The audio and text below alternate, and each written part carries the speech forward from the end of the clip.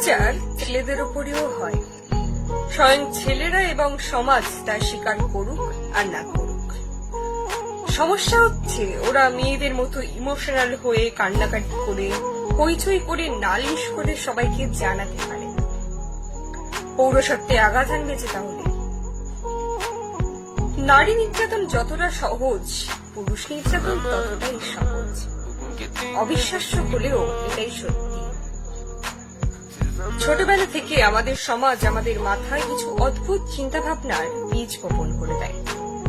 তার মধ্যে অন্যতম হচ্ছে ছেলে মানুষদের কখনো কাঁদতে নেই। কান্নার একছত্র মালিকানা যেন শুধু মেয়েদের। অথচ মেডিকেল সায়েন্স পড়লে জানা যায় ক্রন্দন গ্রন্থি ছেলেদের বর্তমান।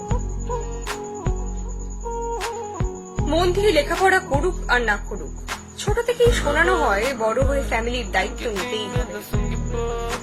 আমাদের সমাজে খুব কম মেয়েদের ক্ষেত্রে এ কথা শুনতে হয়।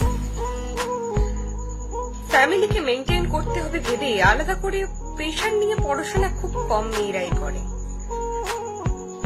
আমাদের ক্লাসের সব থেকে কম নম্বর পাওয়া ছেলেটিকেও দেখেছি সংসারের ঘানি টানছে কোনো না কোনো পথে। পাড়ারে বখাটে ছেলেটিও শুনেছি একটা কাজ করে সংসারের হাল ধরেছে সন্তানের বাবা হওয়ার পর থেকে। ভালো থাকুক আমাদের বাবা, ভাই, স্বামী, পুত্র, বন্ধু এবং প্রেমিক রূপে আসার